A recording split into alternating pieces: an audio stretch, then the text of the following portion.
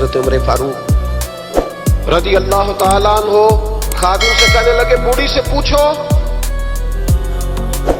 اماں السلام علیکم. وعلیکم السلام. اماں کیا بات ہے؟ تو اماں کہنے لگی جاؤ دوڑو, تمہیں کیوں بتاؤں, دیہات کی سیدھی سادی بی بی, جاؤ بھاگ جاؤ. کہا نہیں اماں مہربانی کرو اندر تو آنے دو. بڑی منت کے بعد اماں مانی.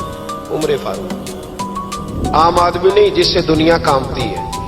حضرت عمر اندر رضا گئے. قادری صاحب کی شخصیت اور ان کے بزرگوں کی طرح الحمدللہ رب العالمین والصلاۃ والسلام علی سید الانبیاء والمرسلین.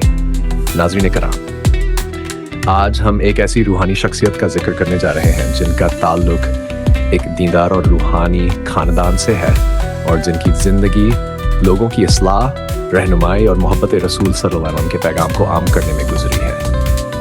یہ عظیم شخصیت ہے حضرت پیر اجمل رضا قادری صاحب. پیر اجمل رضا قادری صاحب کا تعلق ایک ایسے گھرانے سے ہے جس کے بزرگ صدیوں سے دین اسلام کی خدمت, ذکر و فکر اور اصلاح معاشرہ میں مشغول رہے. ان کے والد محترم بھی ایک دیندار, بااخلاق اور روحانی نسبت رکھنے والے انسان تھے جنہوں نے اپنے بچوں کی تربیت قرآن, سنت اور اولیاء کرام کی تعلیمات کے مطابق کی. اسی وجہ سے بچپن ہی سے پیر اجمل رضا قادری صاحب کے اندر دین کا ذوق, عاجزی اور لوگوں کی خدمت کا جذبہ پیدا ہو گیا. اگر ہم ان کے خاندان کے بزرگوں کا ذکر کریں تو معلوم ہوتا ہے کہ ان کے دادا اور پردادا بھی اپنے وقت کے نیک, پرہیزگار اور لوگوں کی رہنمائی کرنے والے انسان تھے. وہ دنیاوی شہرت کے طلبگار نہیں تھے بلکہ خاموشی کے ساتھ لوگوں کے مسائل حل کرتے, دعا کرتے اور نیکی کی دعوت دیتے تھے. یہی روحانی ماحول اس خاندان کی سب سے بڑی پہچان ہے. ناظرین, پیر اجمل رضا قادری صاحب کی سب سے بڑی خصوصیت ان کا اخلاق ہے. جو شخص بھی ان سے ملتا ہے وہ سب سے پہلے ان کی عاجزی, نرم گفتگو اور محبت بھرے انداز سے متاثر ہو جاتا ہے. وہ ہمیشہ یہی پیغام دیتے ہیں کہ انسان اگر اپنے اخلاق کو درست کر لے تو معاشرہ خود بخود بہتر ہو جاتا ہے. ان کا انداز گفتگو نہایت سادہ مگر دل میں اتر جانے والا ہوتا ہے. وہ مشکل سے مشکل دین کی بات کو بھی آسان مثالوں کے ذریعے سمجھاتے ہیں تاکہ ہر سننے والا اس سے فائدہ اٹھا سکے.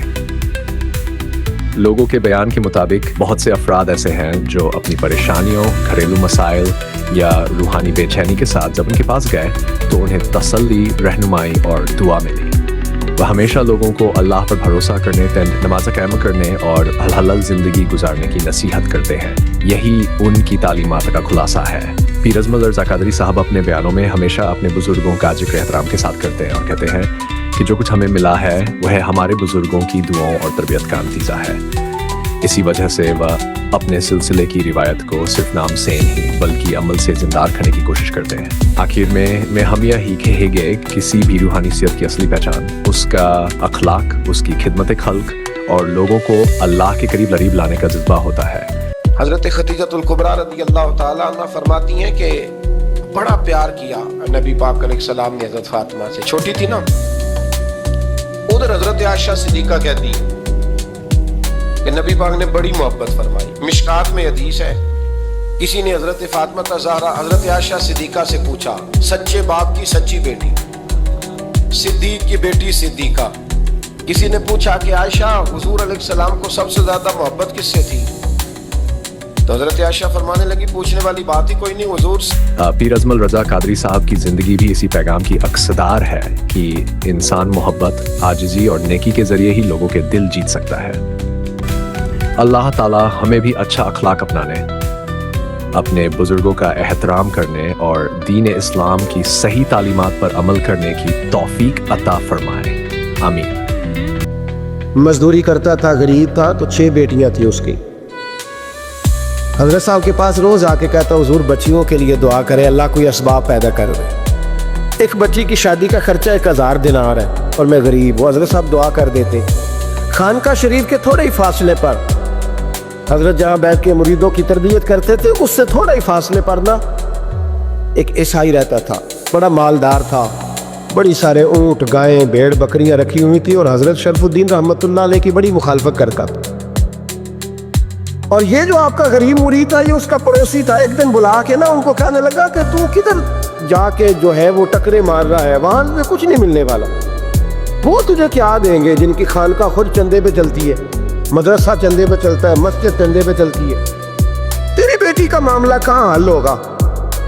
उस दरवेश ने कहा कि तू मेरे पीर को नहीं जानता, तू अजय मेरा महबूब नहीं दिखा, ये पता नहीं ना, तू इस रास्ते का मुसाफिर नहीं, तू नहीं जानता, उनका बस चले ना तो वो हर कीमत में मेरी बेटियों की शादी करा दे। अब वो ईसाई था, कहने लगा अच्छा चलो ठीक है, अगर इतनी बात है ना तो जाओ उनसे जाके कह दो कि 6 साल के लिए मेरे साथ मुआहदा कर ले, तो मेरे जानवरों को चारा डाल दिया करे, 6 साल ड्यूटी करे, मैं 6000 दिनार दे देता हूँ। वो मेरे साथ 6 साल मेरे जानवरों को